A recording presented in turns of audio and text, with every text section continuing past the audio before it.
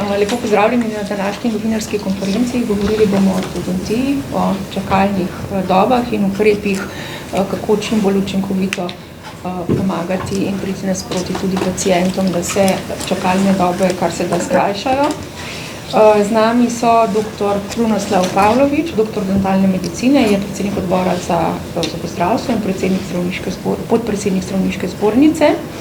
Z nami je tudi asistentka doktorica Sanda Lah-Kravanja, je doktorica dentalne medicine, specialistka čeljustne in zobne ortopedije in predsednica Slovenskega ortodontskega društva. In prav lepo pozdravljam z nami danes tudi Dušo Hlade-Zore, zastopnica za pacientove pravice, ki bo tudi povedala, kaj pa ona opaža. Tako da lepo vas pozdravljam, vse govorce in dr. Pavlović, morda vi za začetek. Hvala lepa, lepo pozdravljeni. Ortodontija je pravzaprav ena od temeljnih ved preventive na področju zobozdravstva, v javnosti se pa zelo pogosto zamenjuje z postopki, ki omogočajo bolj estetske učinke, kot pa dejansko tiste terapevtske, ki so dejansko pa potrebni za otroke. Zakaj preventiva? Zaradi tega, ker z ortodontijo lahko na dolgi rok preprečimo razvoj ustnih bolezni in za te seveda dobro vemo, da povzročajo slabšo kvaliteto življenja, poslabšajo potek kroničnih bolezni in pa seveda povečajo odsotnost z dela in pa predvsem pri otrocih odsotnost iz učnega procesa. To se pravi, ortodontija kot taka je zelo pomembna v preprečevanju razvoja ustnih bolezni in ne samo sedaj, tudi v preteklosti smo se skušali čim bolj objektivno ukvarjati s tem, zakaj pravzaprav nastajajo take dolge čakalne dobe na področju ortodontije. Predvsem iz tega, ker nas je dolgoročno skrbelo potem tudi ustno zdravje pravzaprav kasneje teh pacientov v odraslem obdobju. Na pravzaprav pobudo zastopnice pacientovih pravic smo se zorganizirali in naredili včeraj zelo konstruktivni posvet, tako z ortodonti, kot tudi s predstavniki zavarovalnice, kjer smo skušali pogledati na problematiko čakalnih vrst iz različnih zornih kotov. Najprej smo se pogovarjali o vprašanju kadra in sicer ugotovili smo, da imamo v sistemu za specializacije skoraj 20% celotne populacije ortodontov, to se pravi, da se zbornica zelo intenzivno zavzema za povečanje števila slovenskih ortodontov. Vemo, da v preteklosti so bile težnje, da bi se poskušalo tudi zagotoviti dodatna mesta za tujce, za kar pa pravzaprav smo v drugi analizi ugotovili, da ni problem v populaciji ortodontov v Sloveniji. To pomeni, da pravzaprav ortodontov imamo dovolj in da jih intenzivno izobražujemo. Vendar pa smo ugotovili, da nam primanjkuje dejansko programov na tem področju. Predstavnik zavarovalnice je tudi zelo lepo pokazal številke. Vi veste, da v zadnjem letu in pol se lahko upravljajo na obstoječih programih neomejeno število storitev in analize zavarovalnice so pokazale, da pravzaprav se je v obstoječih programih produktivnost povečala za 17%, kar poleg tega pa smo zasledili v izvajanju storitev tudi to, da se vsako leto za 100% poveča število opravljenih ortodontskih zdravljenj v tujini, predvsem 99% tega se izvaja na Hrvaškem. Tako da v bistvu ugotavljamo, da je na tem področju seveda še možno z razpisovanjem novih programov v kakršnikoli obliki skrajšati čakalne dobe in kar zajetna številka ortodontov v procentu je seveda pri nas, ki pač zaradi različnih razlogov ne upravljajo javne programe. Želeli pa verjetno bi si jih in mogoče je to eden od načinov, kako bi dejansko lahko skrajšali čakalne vrste. Pogledali smo si tudi, kaj se dogaja na področju napotitev. Ugotovili smo, da se pogosto napotitve dogajajo prezgodaj ali pa celo neindicirano. To pomeni, da tudi stanje mogoče ni, ki ga ima pač otrok, ni ravno za ortodontsko zdravljenje v smislu preventive hujših nepravilnosti, ki bi se razvile v prihodnosti in so mogoče lahko tudi bolj zgolj estetske narave. Bojim se, da je ta refleks ustvarjanja občutka v javnosti, da je ortodont zelo nedostopen, sprožil efekt tudi pri starših, ki želijo vnaprej si zagotoviti mesto za svojega otroka, kar je povsem razumljivo iz človeške plati, vendar seveda kot zavarovalnica in kot mi kot stroka, ki pač moramo nekje potegniti črto, kaj je res tisto koristno in potrebno, se pač nekje omejiti se pravi indikacijah za napotovanje. Tudi na tem področju smo aktivno pristopili k reševanju te problematike s profesor Ovsenikovo, kjer sedaj intenzivno izvajamo delavnice za tako imenovani EFO indeks. To je, sedaj se sicer dela po EFO indeksu indikacija. Ta EFO indeks bi nekoliko zadeva celo poenostavil, mogoče bo kasneje o tem tudi kolegica pojasnila bolj po tankosti. Vendar, kar je ključno, želimo pravzaprav polnomočiti zobozdravnike na primarnem nivoju, da čim bolj objektivno staršem lahko sporočijo, kakšno je dejansko stanje se pravi dejansko stanje pri njihovem otroku in ali je dejansko napotnica indicirana ali ne. Tako bi dejansko lahko na dolgi rok tudi z zmanjševanjem neindiciranih napotitev tako čakalne dobe skrajšali. In pa v zadnjem času se je pojavila še dodatna problematika, in sicer problematika otrok, ki so ostali seveda brez ortodonta, ker je ta odšel zaradi nekih osebnih razlogov ali pa se je pač upokojil. Tukaj smo bili tudi zelo produktivni in sicer dogovorili smo se, da bi lahko ortodonti v regiji med sabo lahko razporedili te otroke in veselimo se sestankov z zavarovalnico, ki bi dejansko pripravila protokol skupaj v sodelovanju z ortodonskim društvom, kako, na kakšen način in s kakšnim plačnim modelom bi lahko te zadeve nekako premostili do prihoda novega ortodonta. Hkrati smo ugotovili tudi to, da pravzaprav kolegi ortodonti, ki odhajajo, pravočasno obvestijo se pravi regulatorje na tem področju s svojim odhodom, vendar so administrativni postopki ali razpisa nove koncesije ali iskanja novega ortodonta tako dolgi, govorimo o 9 mesecih, letu in pol in tako dalje, da dejansko se zgodi potem, da ni moč tako hitro pridobiti novega ortodonta. Tako da tukaj vidimo tudi možnost, kako bi se ta prehod, ta most nekako naredil bolj človeku, pacientu prijazen. Hkrati pa smo se pogovarjali tudi o plačilu ponovne diagnostike, kajti ti pacienti, ki so obravnavani pri enem ortodontu, potem gredo k drugemu ortodontu in seveda drugi ortodont mora ponovno speljati celotno diagnostiko takega pacienta in zato potrebuje seveda določen čas in tukaj smo razumeli predstavnika zavarovalnice, da je zavarovalnica pripravljena tudi temu prisluhniti, tako da tudi na tem področju bomo nadaljevali z pogovori, kako rešiti ta problem. Tako mogoče za zdaj en povzetek, tako da hvala. Najlepša hvala. Zdaj pa prosim gospod Dušo Klebezore, da pove, kaj pa opaža kot predstavnica pacientovih pravic. Hvala, saj dobro.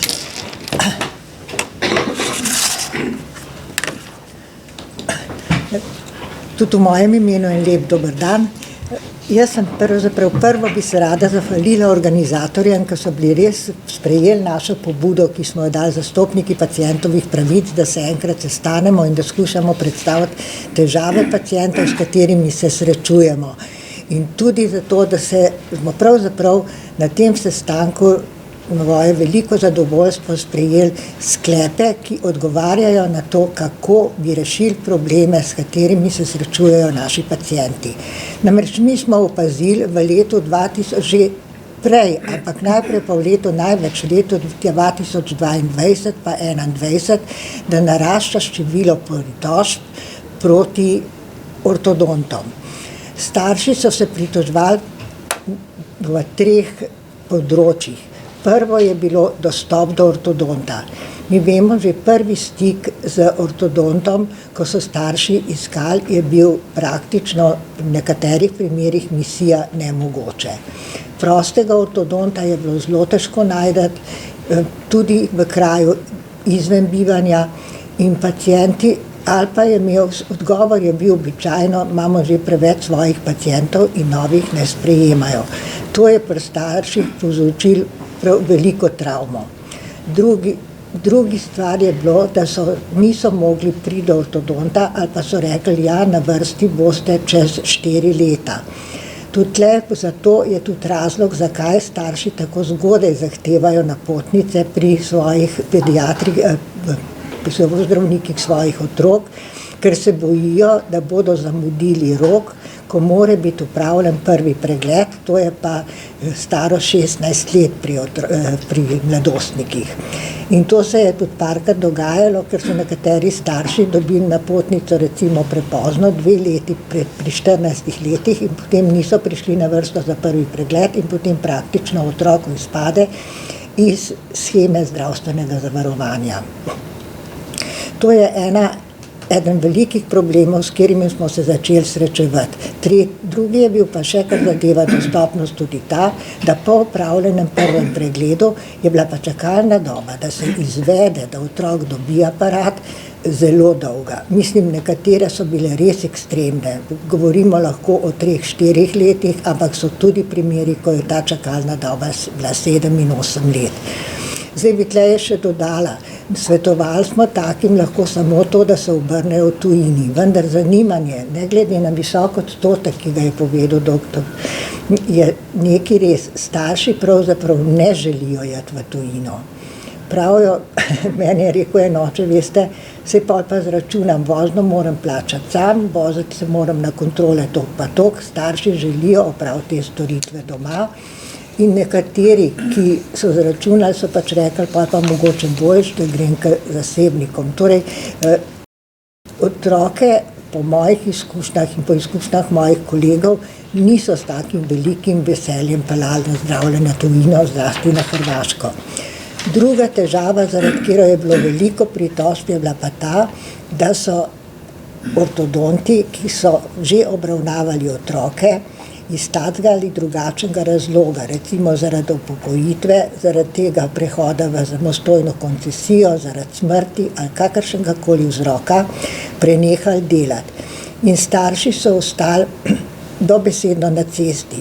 Zdaj, ali je bilo tisto obveščanje res tako, kot bi mogli biti, jaz ne morem zagotoviti, bi pa po tem, kar so povedali starši, lahko rekla, da vsaj v vseh primerih to ni veljalo. Namreč večkrat so se starši znašli pred ordinacijo, kjer je samo bilo napisano, ortodont je na dolgi bolniški ali ortodont je prenehal z delom, ali pa so jim sporočili, ko so prišli na kontrole. Torej, nobene pisnega obvestila, da je ortodont prenehal z delom, ni bilo. To je zelo podobno, kot se je dogajalo v družinski medicini.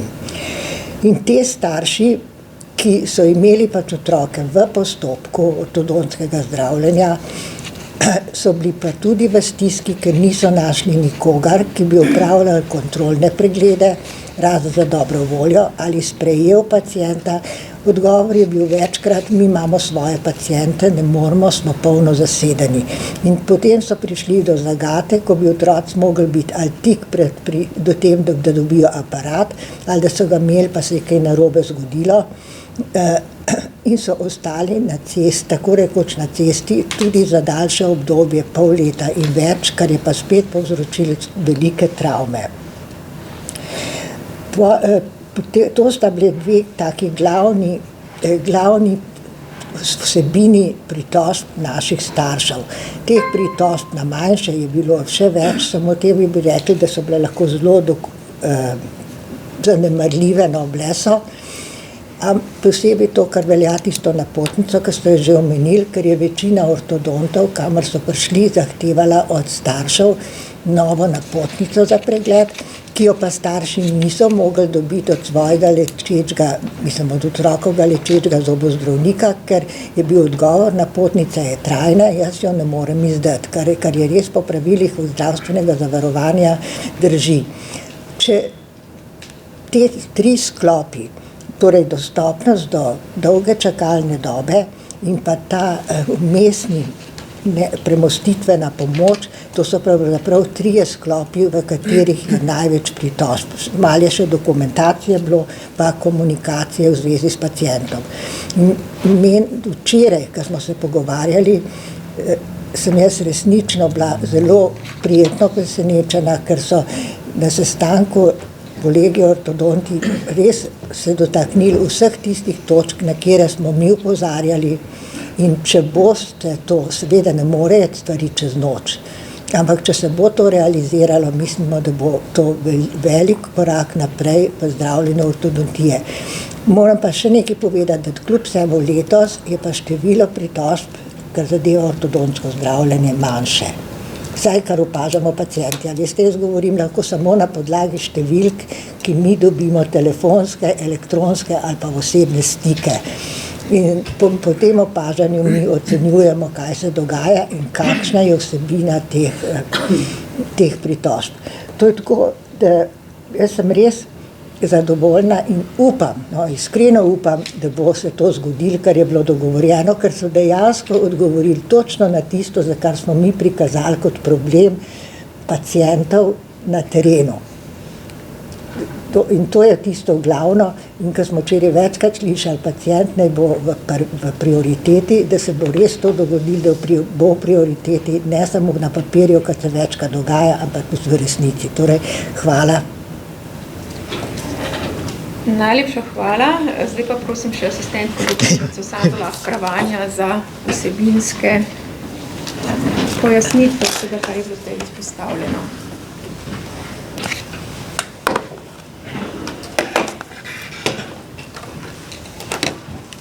Lepo pozdravljeni. Še v imenu mene kot predstavnice Slovenskega ortodontskega društva. To je strokovno združenje, ki združuje specialiste ortodontije, ne glede na status zaposlitve.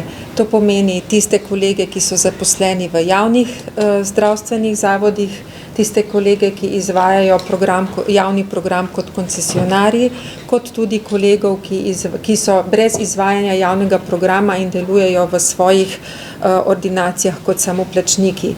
Vsi pa so pretežno specializacijo opravili v Sloveniji, se pravi tako študij dentalne medicine, kot potem tudi specializacijo, tako da izhajamo pravzaprav iz istih osnov po doktrinarnem zdravljenju. Naše delovno srečanje smo pripravili na pobudo zastopnice pacientovih pravic. Včeraj se je pridružil še drug zastopnik, gospod Sušelj, ki je bil v preteklem obdobju tudi direktor Zavoda za zdravstveno zavarovanje Slovenije, se pravi plačnika, ki nam, ortodontom, ki izvajamo javni program, tudi predpisuje pravila delovanja in uvrščanja otrok v ortodontsko zdravljenje. Ortodonti se zavedamo, da opravljamo ortodontsko obravnavo, da zdravimo odklone in nepravilnosti, ki neposredno ne ogrožajo človekovega življenja, vendar pa bistveno vplivajo na kakovost in na kvaliteto življenja in v določeni meri tudi preventivno delujemo na to, da se določene zobne in ustne in čeljustne nepravilnosti ne vplivajo na povečanje zobozdravstvene obravnave v starejših življenjskih obdobjih. Kakor tudi to, da delujemo lahko pri otrocih v obdobju razvoja in rasti, kar je povezano z dolgotrajnejšim zdravljenjem, ki je plačljivo iz zdravstvenega zavarovanja v našem sistemu, ki je precej socialno usmerjen, kar je pridobitev še iz prejšnjih obdobij in je veseli in si jo želimo zadržati. Lahko v Sloveniji dostopa do ortodontske obravnave praktično vsak otrok, ki pri šolskem zobozdravniku pridobi napotnico za ortodontsko zdravljenje. Medtem ko je za vse tiste, ki presežejo starostno mejo, ki ste jo slišali, da je prej omenjena, se pravi za prepoznavo nepravilnosti, za prvi pregled in hkrati tudi analizo in diagnostično obravnavo za zavedbo te ortodontske nepravilnosti, mora biti opravljen tak pregled in analiza do 16. leta starosti. Samo ortodontsko zdravljenje se pa ponavadi začne kasneje, zaradi čakalnih dob. Razen v primerih, ko lahko ortodont pač strokovno presodi, da se odloči za zgodno ortodontsko obravnavo v takem obdobju rasti, ki je za otroka primernejša. Vendar pa nam dolge čakalne dobe otrok in vrsta otrok, ki čaka že predhodno na to obravnavo, marsikdaj to preprečuje. Potem pa imamo še izjeme v starosti, kar se tiče dostopnosti do ortodontske obravnave. Tu pa gre za odrasle paciente, se pravi otroke, mladostnike in mlajše odrasle, ki so že zaključili svojo skeletno rast, to je po 18. letu starosti, ki lahko pristopijo k ortodontski obravnavi tudi preko pravic do zdravstvenega zavarovanja kot plačnika, zato ker gre za težje skeletne in funkcionalne odklone in je to novo pridobljena pravica. Pred nekaj leti jo je zavarovalnica potrdila in gre ponavadi za kombinirano ortodontsko kirurško ortognatsko obravnavo. Se pravi ortodontsko obravnavo, kateri sledi potem tudi kirurška korekcija ugriza s pomočjo timske obravnave pri maksilofacialnih kirurgih. Ortodonti se zavedamo, da so čakalne dobe zelo dolge. Neprestano smo pod pritiski staršev, praktično, če pogledamo, stiska nastopi na obeh straneh čakalne vrste. Tako pri starših, ki želijo otroka vpisati in pripeljati na prvi specialistični pregled v pridobitvi napotnice, kot tudi na drugi strani pri izvajalcih, ki se pač zaradi določenih omejitev in že obstoječih čakalnih dob znajdemo pod vedno večjimi pritiski. Poleg tega je pred 2 leti ta epidemija covida tudi posegla v način našega dela in sprejemanje otrok, predvsem na prve specialistične preglede, ki so bili takrat zaradi sprejetih protokolov o ortodontski obravnavi med trajanjem epidemije zamaknjeni. Obravnavali smo samo primere, ki so že bili v tekočem zdravljenju, tako da je tudi to bil nek doprinos k podaljšanju čakalnih dob za pristop k prvim specialističnim pregledom. Dogaja se nam tudi v ortodontiji to, kar se dogaja na splošno v področju medicine, da kolegi zaradi številnih novih administrativnih obremenitev strani zavarovalnice, zaradi povečanega pritiska strani staršev, se odločajo za izstop iz mreže javnega sistema in delujejo v samoplačniških ordinacijah. Sploh v ortodontiji se zaradi spremenjenega načina življenja in povečanih zahtev po estetskih potrebah prebivalcev, ko se za ortodontsko zdravljenje odloča tudi vse več odraslih pacientov, je praktično nabor samoplačniških storitev tako velik, da se v določenih regijah, na določenih področjih, ki imajo pač bolj pod odprto ozadje, kolegom ni več treba odločati za delovanje v javnem sistemu in delujejo samo v samoplačniških ordinacijah. Kaj je glavni razlog za čakalne dobe v ortodontiji? Glavni razlog je velik razkorak med potrebami, med pravicami in željami prebivalstva ter številom programov, ki jih imamo ortodonti na voljo, ki so na voljo v javnem sistemu, za katere je plačnik Zavod za zdravstveno zavarovanje Slovenije. Deklarativno na papirju so te pravice omogočene, vendar pa samo število in pa obseg programov, ki jih ortodonti lahko izvajamo, dejansko omejuje dostop. In s temi trditvami o dolgih čakalnih dobah se izvajalci strinjamo, jih priznavamo, ampak lahko na njih vplivamo samo v določeni meri, pač glede na to, koliko lahko izvedemo realizacije programov. To se je v letih od leta 2021 spremenilo, ker nam je uspelo uvrstiti v takrat še obstoječi splošni dogovor, krovni dokument za realizacijo programov in pogoj plačila, da so ortodontske storitve plačane po realizaciji in pa seveda v zadnjem letu, ko je bil sprejet interventni zakon na področju skrajševanja čakalnih dob, da so plačane vse storitve.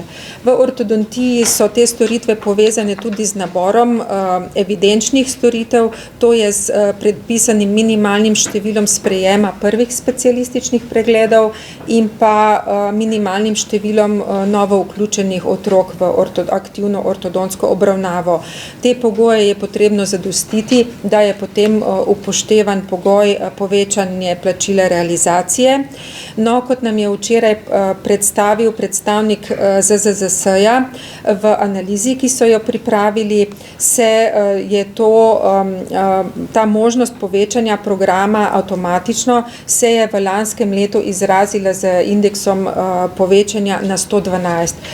Povprečeno za celo Slovenijo, se pravi, ortodonti smo pristopili aktivno k reševanju čakalnih dob z povečanim vključevanjem otrok. Seveda pa ima vsako povečanje neke določene omejitve, nikoli ne bomo pristali na to, da bi se kvantiteta izgubila, da bi se s kvantiteto izgubila pa kvaliteta zdravljenja. Poleg tega je pa prisoten še en drug dejavnik, to je pa negotovost, kako bo to plačilo izvedeno tudi v prihodnjih letih. Namreč ortodontsko zdravljenje praviloma traja več let in se nam pacienti kumulativno nabirajo. V ortodontiji ne gre za enkraten poseg, kot je recimo ortopedska operacija kolena ali kakršen drug poseg, za katerega je potrebna kontrola, poseg in še nekaj dodatnih kontrolnih pregledov po posegu, ampak zdravljenje traja več časa in za vso to obdobje je pomembno vedeti, kako bo to zdravljenje tudi pokrito. V zvezi s čakalnimi dobami smo v sodelovanju z Odborom za zobozdravstvo Zdravniške zbornice Slovenije že v letu 2018 aktivno pristopili k reševanju in opozarjanju na ta problem. Takrat je bila izvedena prva novinarska konferenca točno na tem mestu z izjavo za novinarje, ki smo jo zaključili s pozivom regulatorjem, se pravi plačniku ortodontskih obravnav in pa Ministrstvu za zdravje, za povečanje števila programov, ker je analiza stroke pokazala, da bi v Sloveniji potrebovali 40 novih ortodonskih programov. Od leta 2018 do danes se na tem področju ni veliko spremenilo. Včeraj smo pogledali podatke o 10-letni analizi razpisovanja ortodontskih programov, ki je pokazala, da so bili od leta 2012 do leta 2023 izvedeni 4 razpisi koncesij. To je strani Ministrstva za zdravje, na katerih so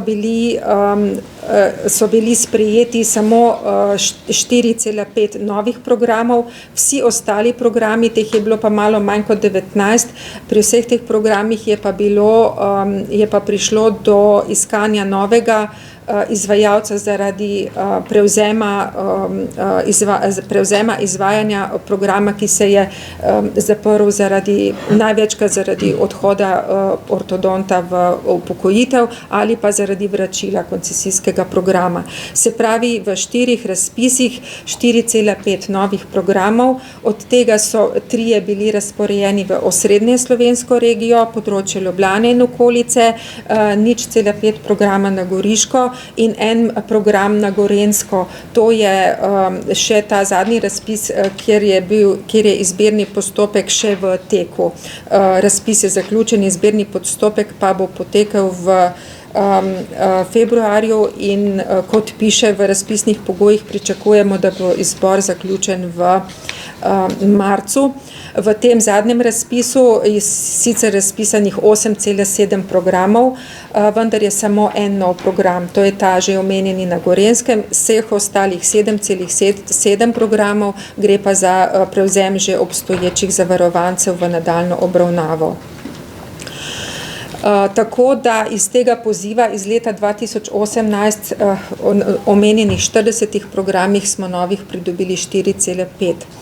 Kar po drugih izračunih, glede na dinamiko upokojevanja našega kadra, ker s ortodonti imamo kar visoko povprečno starost izvajalca, zadošča za pokrivanje dinamike upokojevanja.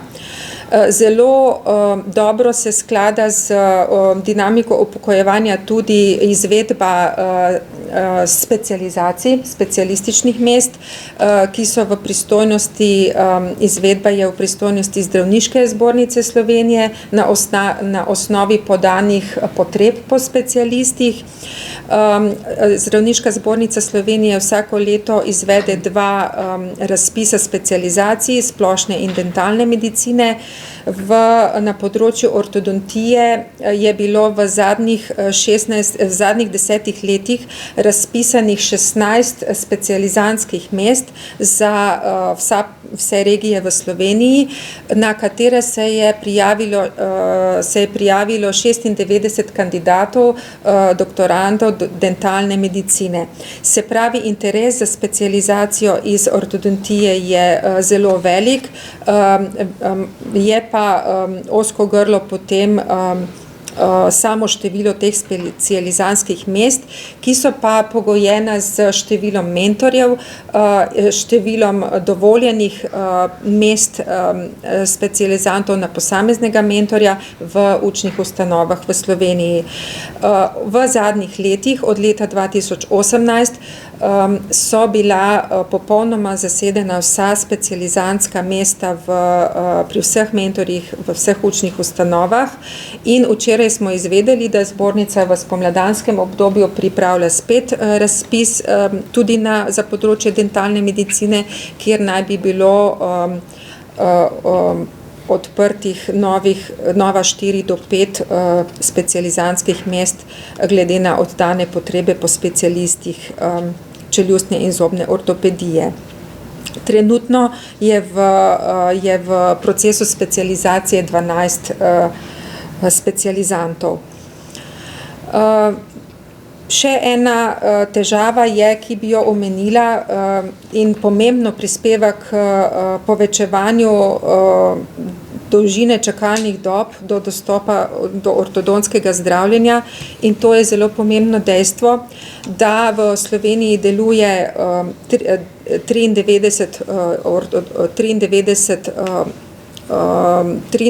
pokrivamo 93 programov za zdravstveno zavarovalnico, aktivnih je 90 ortodontov. V teh 93 programov napotuje z napotnico 270 šolskih zobozdravnikov in 30 specialistov pedontologije, se pravi tudi specialistov, ki se ukvarjajo z majhnimi otroci.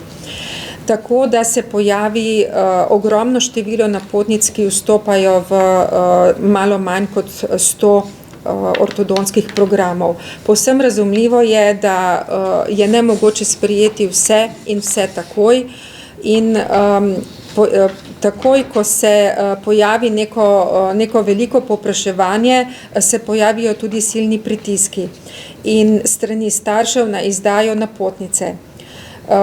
Študija oziroma raziskava na stomatološki kliniki je pokazala, da je nekako 30% napotnic, ki jih pridobijo otroci, 30% otrok je napotenih prezgodaj, ko še ni čas za obravnavo, ko še ni podana indikacija, zato ker jih želijo starši uvrstiti v čakalno vrsto nekako na rezervo, da bodo ujeli to starostno mejo 16 let.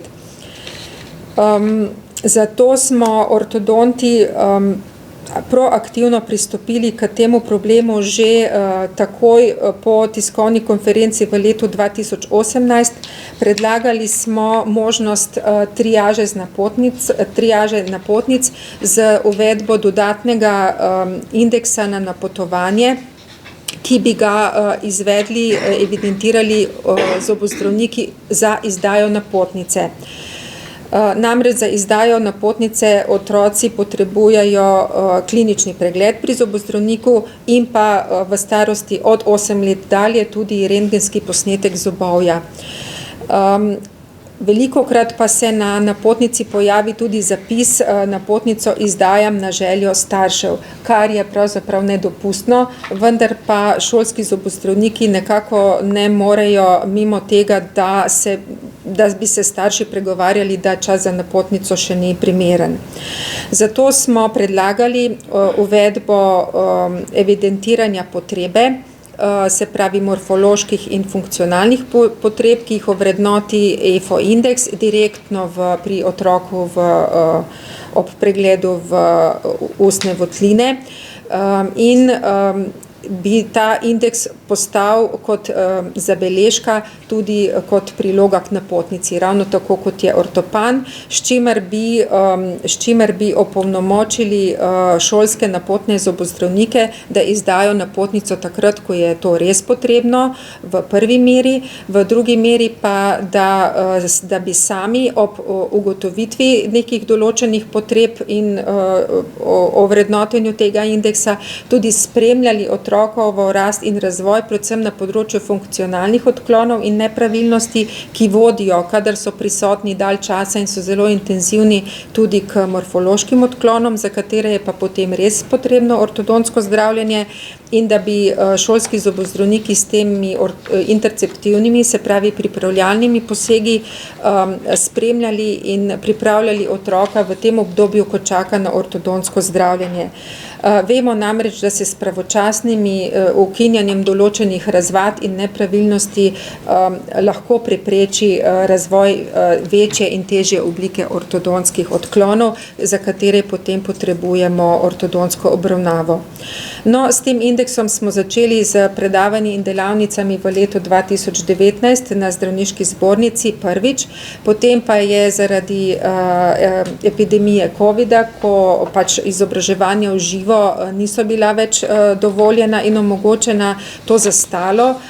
Z zaključkom lanskega leta smo pa ponovno pripravili ta program in že v mesecu januarju oziroma začetku februarja je ponovno steklo predavanje in delavnice za prvo skupino šolskih zobozdravnikov, da bodo opolnomočeni, da osvežijo to znanje, ki ga pridobijo v kurikulumu študija za doktorje dentalne medicine, in da bodo napotovali pod enotnimi, bi rekli, kalibriranimi kriteriji.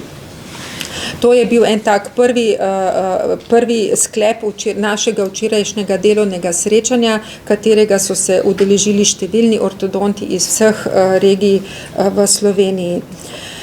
Drugi sklep včerajšnjega srečanja je bil ta, da smo naslovili drugo težavo, ki jo je prej omenila zastopnica pacientovih pravic, to je povečanje števila pritožb zaradi ukinitve izvajanja ortodontske dejavnosti ob odhodu ortodonta v upokojitev ali ob vrnitvi koncesijskega programa. Namreč ugotovili smo, da je bila težava predvsem v nezadostni komunikaciji med ustanovami in starši, ki so bili v čakalnih vrstah, in možnostjo do opredelitve pri nekem drugem izvajalcu ortodontske dejavnosti, pri drugem ortodontu, predvsem za tiste otroke, ki so že v obravnavi. Ugotovili smo, da so ti procesi, administrativni postopki pridobivanja nadomestnega ortodonta in nadaljevanje obravnave, praktično zato ne obstoja noben protokol in so bili pacienti odvisni tudi od dobre volje od drugih ortodontskih ordinacij za sprejem pacientov, ker zato niso podane nobene strokovne podlage. Skupaj s predstavnikom Zavoda za zdravstveno zavarovanje smo podali konstruktivni predlog, kako bi lahko ob takih akutnih izpadih, dolgotrajnih odsotnosti, tudi zaradi bolezni, mogoče ko ortodont dolgo ni prisoten na svojem delovišču, kako bi lahko pomagali in sprejeli takim staršem in otrokom nadaljevanje obravnave, vsaj za tisti čas, ko se izpeljejo vsi postopki, da Ministrstvo za zdravje izvede izbiro začasnega prevzemnika programa in potem za razpisom koncesije tudi trajnega prevzemnika programa. V tretjem sklepu včerajšnjega posveta in srečanja pa smo se dotaknili problema upokojevanja v tej smeri, da pač vsak izvajalec lahko sam pri sebi predvidi, kdaj se bo upokojil, da izrazi to potrebo, jo ustrezne inštitucije zavedejo in se na tak način pravočasno pripravijo na izpad ortodonta v določeni regiji. Kajti tak izpad pomeni, da je prekinjena obravnava za nekako 1500 obravnavanih otrok, ki so pri enem ortodontu opredeljeni. Pri tem smo ortodonti poudarili, da bi bilo potrebno pri razpisih na zdravniški zbornici podati večjo težo regijskemu kriteriju ob izbiri novih kandidatov, ker nam dolgoletne izkušnje kažejo, da specializant, ki izhaja iz regije, v kateri biva in deluje, potem po zaključenem specialističnim izpitom v tej regiji tudi ostaja, kar najbolj zagotavlja potem kontinuiteto delovanja ortodontskih ordinacij, kar potem tudi vpliva na skrajševanje čakalnih dob in spremljanje pacientov. Še bi poudarila naslednji podatek. Ugotovili smo, da je med 92 ortodonti, ki opravljajo 93 ortodontskih javnih programov, je 27 kolegov, ki so zaposleni v zdravstvenih domovih, 40 je koncesionarjev, 10 med njimi je specializantov in 8 oziroma 9 jih je zaposlenih na terciarnem nivoju, to pomeni stomatološka klinika in medicinska fakulteta v Ljubljani. Zelo pa se je povečalo število kolegov, kar 16 jih je, ki so v sistemu kot čisti samoplačniški ortodonti in so v sistemu brez javnega programa zato ali ker ga ne želijo, takih je zelo malo, največ je pa takih, ki do tega programa ne morejo priti, ker programi niso na voljo in ker niso razpisovani. Zato bi mogoče kot nekako zaključni sklep v na tej tiskovni konferenci, ki je za nas ortodonte druga, ponovno podala pobudo za povečanje števila javnih programov in da bi se ti javni programi podelili ortodontom, ki že delujejo v svojih ordinacijah, ki že imajo pripravljeno infrastrukturo za delo in bi lahko z delom začeli takoj po pridobitvi programa. Namreč, ko smo analizirali povečanje števila odhodov v tujino, smo ugotovili, da se pacienti, ki se napotijo na zdravljenje, odločijo za zdravljenje v tujino, glede na prosto prehajanje po direktivi za prosto prehajanje v iskanju zdravstvenih storitev, da so ti pacienti opravijo potem storitve v privatnih ambulantah v tujini. Se pravi, so naši kolegi absolutno neizenačeni s tistimi v tujini in povsem nerazumljivo je, da sredstva zavarovancev, ki so vplačana v Sloveniji, odtekajo v tujino. Pri tem in takih sredstev se je v zadnjih letih od leta 2018 pa do 2023 nabralo v višini za 2,42 ortodontskega programa, se pravi vsaj 2 ortodonta in pol bi lahko od kolegov, ki nimajo programov, bi lahko takoj začela delovati v Sloveniji, če bi imela za to administrativno možnost. Potem pa smo se dotaknili tudi oglaševanja zobozdravstvenih in med njimi tudi ortodontskih storitev, ki se je v zadnjih letih zelo razmahnilo. Opozorili smo na agresivno, večkrat tudi zavajajoče oglaševanje kolegov. Pred časom so lahko oglaševali v slovenskem medijskem prostoru samo oglaševalci iz tujine.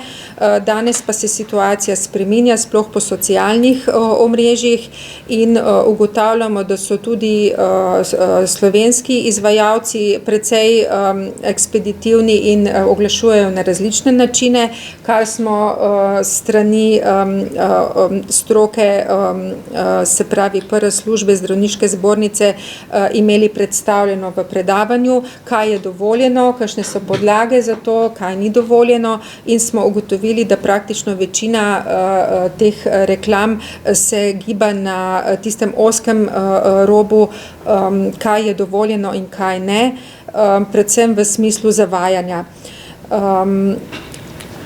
Še bi poudarilo tudi to, da se je prav tako kot v ostalih vejah dentalne medicine tudi v ortodontiji izredno povečal obseg estetskih storitev in pa storitev v bistvu se ponovno vračamo z snemne ortodontije, ki je bila dostopna v zadnjih letih prejšnjega stoletja in ko smo z velikim veseljem prišli na fiksno ortodontijo, ki je obetala skrajševanje ortodontskega zdravljenja in odlične rezultate. Zopet prehajamo nazaj na snemno tehniko, vendar tokrat na tako estetsko zdravljenje z nevidnimi opornicami, ki jih je več vrst, več sistemov in pa niso plačane krite z zdravstvenega zavarovanja nikjer po svetu. Gre za nadstandardno zdravljenje, ki pa je zelo, bom rekla, bolj pacientom, sploh odraslim, nudi večjo kvaliteto življenja in hranjenja in čiščenja. Seveda je za to potrebno vložiti manj časa in manj truda, zato je privlačno, vendar pa je tako zdravljenje drago in ima omejene indikacije. Ugotavljamo, da se v reklamah pogosto te stvari ne dotikajo, ne poudarijo na tak način, da praktično z samo eno vrsto ortodontskega orodja ne moremo nasloviti vseh problemov, ki jih ortodontija lahko zdravi in pacienti so z tega pogleda precejkrat zavedeni. In hkrati doživljamo pa za otroke in mladostnike pritiske in številna vprašanja staršev, zakaj pa te vrste ortodontskega pripomočka ne moremo ponuditi otrokom, ki so vključeni v mrežo preko plačila javnega zdravstvenega sistema. Kot sem omenila, gre za nadstandardno zdravljenje povsod po svetu, tega zavarovalnica še ne plačuje in tudi stroka ima zaenkrat ob pomanjkanju dokazov, da znanstveno potrjenih trditev, da je tako zdravljenje res primernejše in dostopno, smo zaenkrat za tak pristop vsaj v otroškem in obdobju razvoja otrok in mladostnikov še zadržani. Sploh zaradi tega, ker je taka vrsta zdravljenja prvič omejena z indikacijami, drugič pa zelo pogojena tudi s sodelovanjem pacienta, ki je pa lahko v določenih kritičnih letih tudi vprašljivo in potem se takoj pojavi vprašanje tudi učinkovitosti take terapije. Naše včerajšnje delovno popoldne je bilo na zdravniški zbornici zelo plodno, bili smo učinkoviti, naslovili smo tiste probleme, na katere sta nas opozorila predstavnika, zastopnika pacientovih pravic in moram poudariti, da je bila taka direktna izmenjava informacij iz prve roke za nas poučna, in potrudili smo se, da smo našli take rešitve, za katere vemo, da jih je možno izpeljati, vendar pa za to potrebujemo tudi pomoč in podporo tako Zavoda za zdravstveno zavarovanje Slovenije, ki se je, bom rekla, kar spodbudno izkazal v tem primeru, tudi z lastnimi predlogi, in pa seveda s podporo Ministrstva za zdravje. Tako da to bi bilo z moje strani, zdaj pa mislim, da smo na voljo za vprašanja. Zdaj pa, če so še kakšno vprašanja. Janez Kobe, Nova 24 TV. Vprašanje dolgih čakalnih vrst na področju ortodontije ni staro 2-3 leta, to je že dekade star problema. Sam sem se isto soočil z njim, sem bil manjši, da sem oče 3 otrok, od tega imam pri 2 spet vprašanje dolgih čakalnih vrst. Pa me zanima, kje vidite vi v resnici konkretne rešitve. Zdaj razumem analizo problematike, sicer je to dekade staro, kot pravim, tako da verjetno so stvari jasne že odprej marsikaj.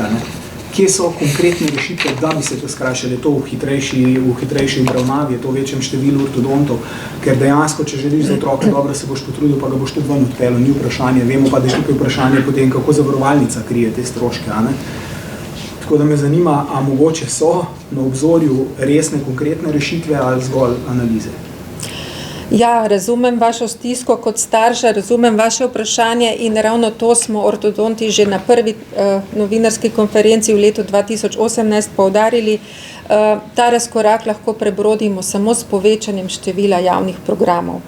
In ortodontov v Sloveniji kot specialistov, kot kadrov je dovolj. Čakajo na programe, programov ni dovolj. To je prva stvar, druga stvar je pa napotovanje. Strani šolskih zobozdravnikov, kot sem omenila, 270 šolskih zobozdravnikov in 30 specialistov pedontologov napotuje v 93 programov.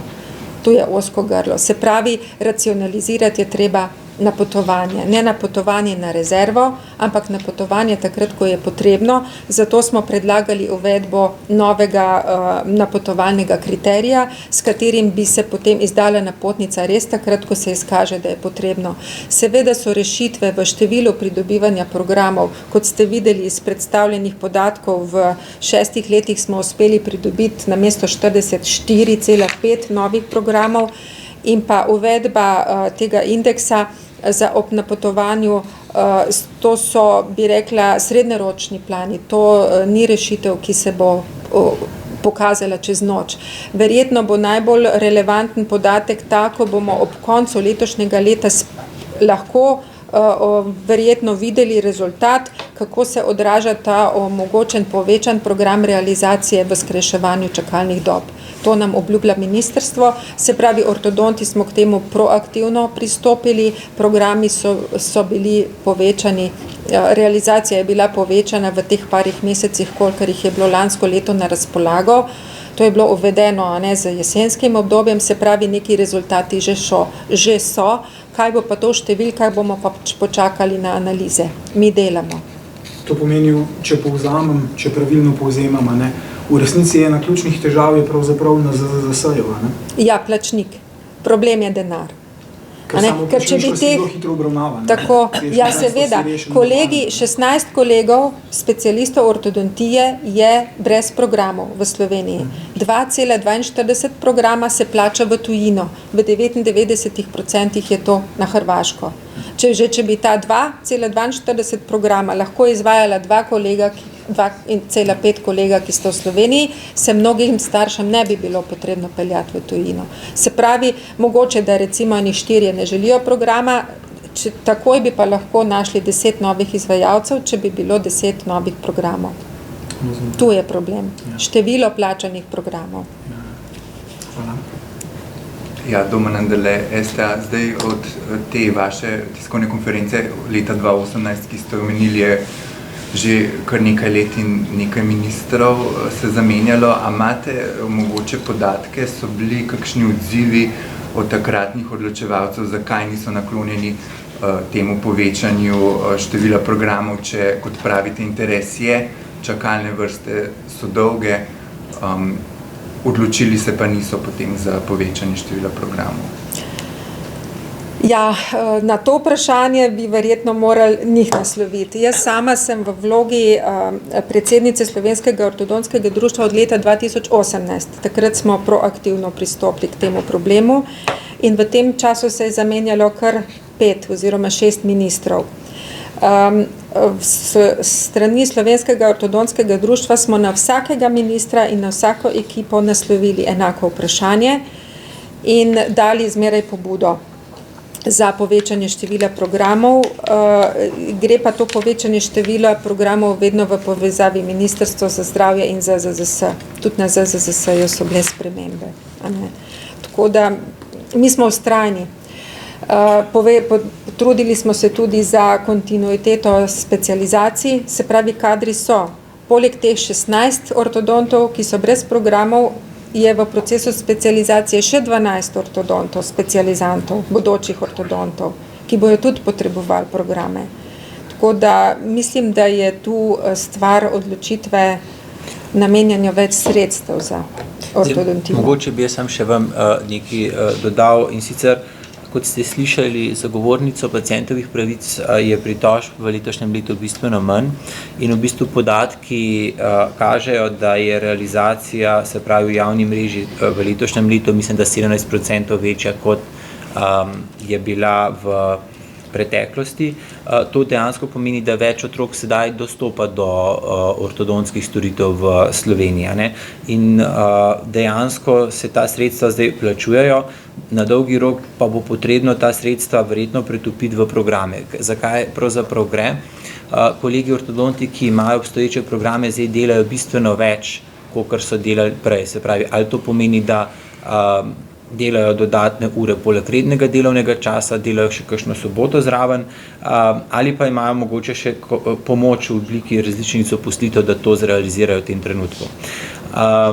Ko vi odprete nova vrata v zdravstveni sistem, naredite največji učinek, ne? Se pravi, naenkrat na eno mesto lahko pride celotno število otrok, ki jih zavarovalnica predpiše letno, da jih lahko na novo obravnavaš. In to je ta najhitrejši ukrep, kjer se lahko zgodi. Seveda, da se obstoječe koncesije zdaj lahko razširijo, pa da se dodatno lahko dela v njih, pa pomeni, da na vsake toliko časa se lahko vzame enega več. Se pravi, ta realizacija je malo bolj razpotegnjena, ni tako hipna, ne? Je pa res zelo dober podatek, ker v bistvu nimamo neke presečne študije, kjer bi ugotavljali, kakšne so dejanske potrebe prebivalstva, kar smo dejansko kot zbornica že predlagali ministrstvu v preteklih mandatih, da bi se taka študija naredila, da bi dejansko dobili podatek, kakšne so dejansko potrebe prebivalstva. Zdaj, iz teh podatkov vidimo, da v bistvu 17% od obstoječih programov, plus še ta 2,5, ki se dogodita v tujini, bi se dejansko brez kakršne slabe vesti lahko razpisalo, da bi naši otroci dobili to vrstno zdravljenje. Zakaj tukaj gre? Pravzaprav tudi vse te neindicirane napotitve se še enkrat pregledajo, predno se uvrstijo v zdravljenje. In dejansko to zdravljenje, ki se zdaj zgodilo, je tisto realno. Vemo pa, da je bil podatek samo 12,000 čakajočih, če se ne motim, to pa niso verjetno vsi, ki so indicirani. Kot stroka dejansko nasprotujemo idejam, da bi se zaostrovali kriteriji napotovanja. Želimo jih narediti dejansko bolj aplikativne zobozdravnikom na primarnem nivoju, da čim bolj objektivno napotujejo, zato da nimamo virtualno čakalnih dob tako dolgih, kajti pacienti, ki pa dejansko nujno potrebujejo zdravljenje, pa morajo čakati z vsemi tistimi, ki so mogoče estetsko izsiljeni, pa so se zgodili v čakalni vrsti, z raznimi pripisi. Tako da jaz mislim, da problematika ortodontije gre v pravi smeri.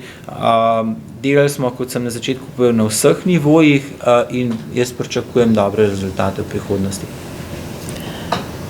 Ja, to so rezultati na dolgi rok. Izobraževanje specialista ortodontije, specializacija traja 3 leta, tako da rezultatov ne moramo pričakovati čez noč. Se bo pa verjetno postopoma, vsaj po izračunih, če bo šlo tako, kot je, v nekaj letih pa to moralo pokazati. Vsekakor si pa stroka ne želi, da bi prišlo do krčenja ortodontskih pravic. To pomeni, da bi se verjetno čakalne dobe še podaljšale v tem primeru. To pomeni, da bi kar precej otrok tistih z blažjimi nepravilnostmi pač enostavno ne imelo več pravice do kritja zdravljenja iz sredstev javnega zavarovanja, ampak bi bili lahko kot samoplačniki. Krčenje pravic na tem področju je dejansko velik problem. Kot sem omenil, je ortodontija ena od temeljnih preventivnih ved, in dejansko to v prihodnosti pomeni razvoj različnih bolezni na področju dlesni, na področju samih zob in pa hkrati zelo drage ortognatske operacije. Kajti ortodontija skuša za svojimi posegi vplivati na sam potek rasti in zato je pomembno, da se dogaja v določenih časovnih obdobjih. Ko je to zamujeno, potem je potrebna kirurgija. To so zelo zahtevni posegi, ki niso poceni in dejansko v končni fazi ne samo, da poslabšajo kvaliteto v bistvu življenja takemu pacientu, po drugi strani tudi dodatno finančno obremenjuje zdravstveni sistem. In imamo potem samo dvojne stroške v bistvu. Ker po eni strani recimo razumem starše, ki se na svojo odločitev napotijo in želijo imeti otroka pri ortodontu, dejansko tukaj bi jaz razumel, torej greš samo plačniško v tem primeru, če ne zaupaš stroki, to recimo razumem. Če starši recimo se odsvetuje, da je otrok premejhen, da še nikam, pa starši vseeno vztrajajo in tako naprej. Nima veze, je to zaradi njihovih lastnih izkušenj ali njihovega pogleda, ampak tukaj se razumem. Ampak dejansko pa otroci, ki v resnici potrebujejo ortodontsko zdravljenje, to ne gre za nezaupanje stroki, gre v bistvu za to, da so kriteriji postavljeni strokovno, da preprečijo te hujše nepravilnosti in posledice na ustno zdravje kasneje. Starši, ki si pa želijo mogoče za otroke ali pa se bojijo, da se bo neka nepravilnost zgodila, še prav stroka trdi, da ne, ali pa da bi želeli nek estetski učinek naravnanja zob ali kaj podobnega, tukaj pa v bistvu ne vidim nobenih težav, zakaj se to ne bi zgodilo v zasebnih ambulantah, ker kot stroka ne vidijo nekega javnega interesa, da bi se sredstva javno porabljala za neke estetske namene. To je ista zgodba, kar se tiče implantatov, protetike in podobno. Tukaj se pač ta del odloči vsak sam, kaj želi imeti naprej. Če lahko še jaz dodam, veliko otrok, ki pridobi napotnico, jo dobi prehitro. Opravijo prvi pregled, pa rečemo, ta primer se pa uvede v opazovano skupino, kajti ko ortodonti sprejmemo otroka za napotnico, smo potem za njega tudi odgovorni, ga spremljamo. In precej pogosto je potrebno počakati na menjavo zob, na izrast zob, na izpad mlečnih zob, izrast novih. In ko ti opraviš prvi pregled v mlečnem zobovju, ne moreš na osnovi rentgenske slike, če je že, ali pa samo kliničnega pregleda ugotoviti, ali bo otrok to že potreboval ali ne, ker je nemogoče oceniti njegovo rast. Zato so potem taki krajši obdobni kontrolni pregledi izraščanja in menjave zob, ko vidimo, kam otrok gre.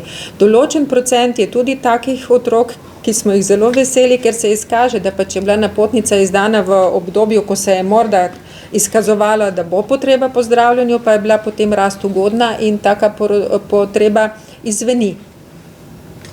Taki otroci nam skrajšajo čakalno vrsto, ker zdravljenja ne rabijo. Ampak mi smo tu za tiste, ki ga potrebujejo. Mislim, zato je Katjarha Radio Slovenija.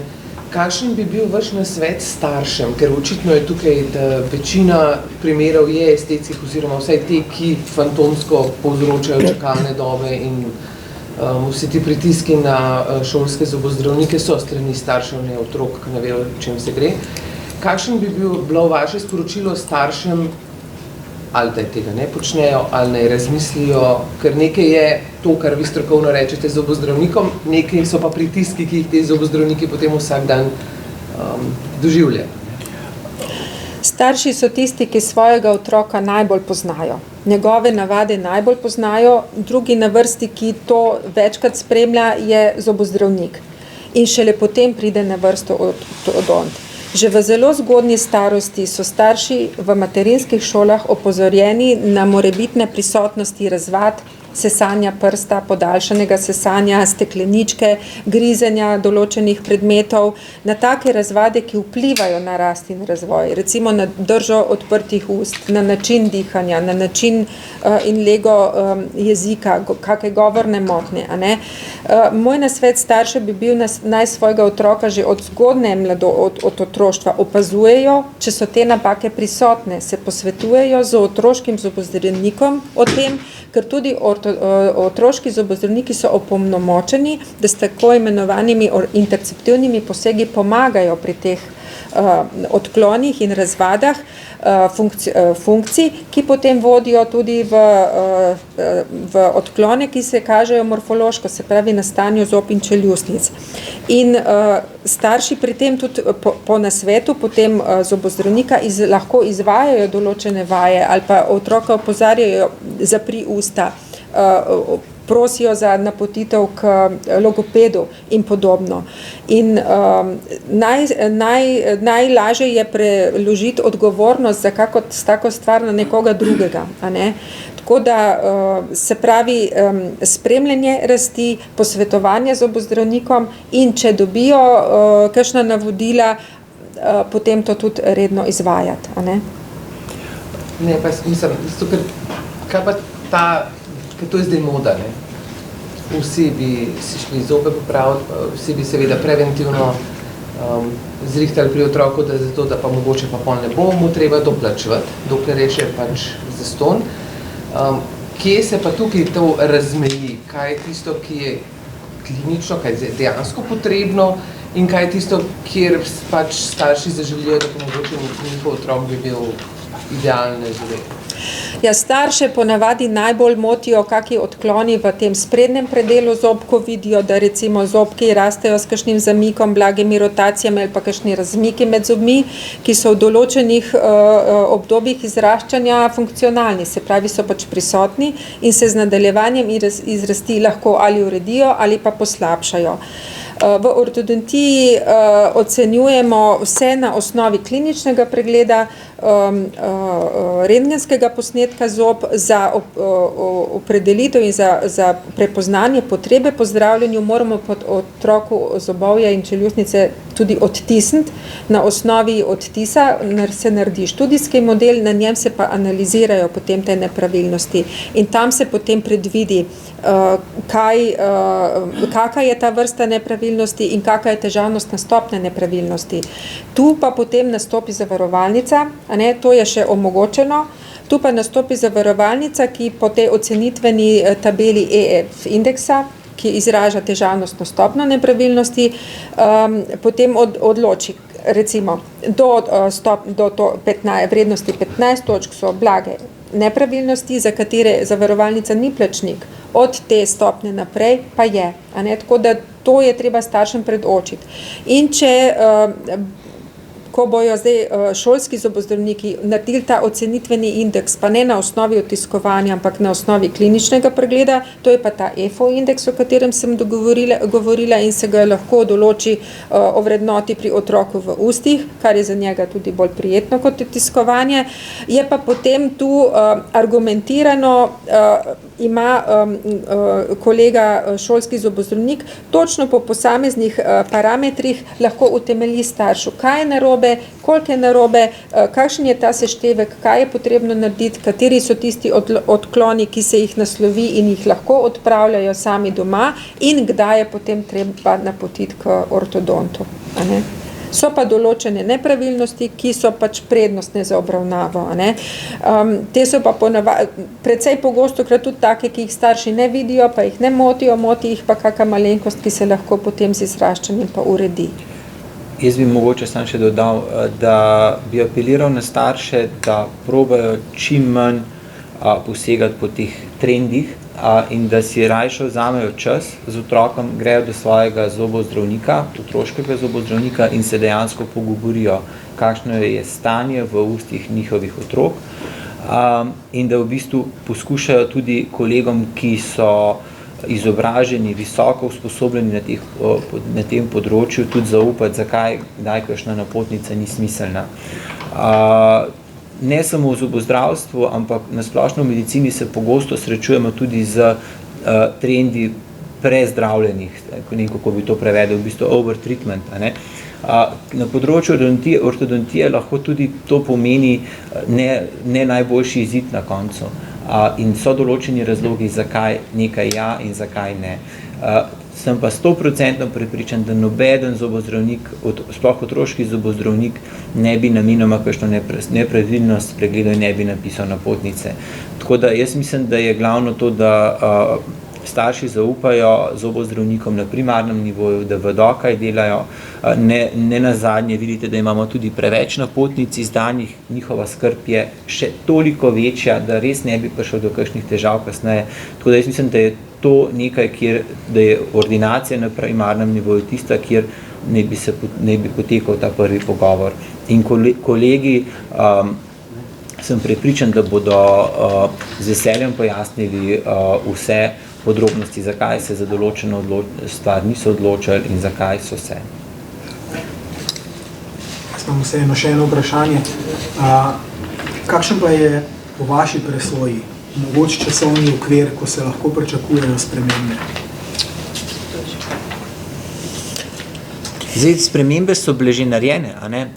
Ortodonti lahko neomejeno opredeljujejo nove paciente in jih obravnavajo. In mi imamo neke analize, kjer dejansko vidimo, da gredo stvari na boljše. Iz teh analiz smo včeraj v bistvu dali dodatne predloge, ki smo jih danes že parkrat poudarili, a ne, kako bi lahko še izboljšali ta sistem. V bistvu dodatno smo naslovili tudi problematiko odhoda ortodontov, kako bi to reševali. In to je nekaj, kar bomo še urejali zdaj, ker je to nekaj, ker je nastalo pravzaprav koncem preteklega leta, ko so se določene spremembe v mreži zgodile in so privedle do tega, da je večje število otrok ostalo brez ortodonta. In takoj, ko smo zaznali ta problem, smo začeli iskati rešitve. In tudi včeraj so bile zelo konkretne stvari strani zavarovalnice podane. Mi bomo zdaj seveda prosili za sestanek, kjer bi to tudi sformalizirali, tako da bodo imeli kolegi tudi formalno možnosti take paciente prednostno pogledati in jim tudi pomagati. Torej se obeta skrajšanje čakalnih vrst. Delamo na tem, ampak potrebujemo pa programe, finance. Najlepša hvala. So še kakšna vprašanja? Bili smo kar izčrpni? Ne. Potem se vam najlepše zahvaljujem za današnji čas, ki ste ga namenili in v bistvu se priporočamo za ozaveščanje javnosti o tej tematiki, zaradi tega, ker vsi skupaj lahko največ pripomoremo.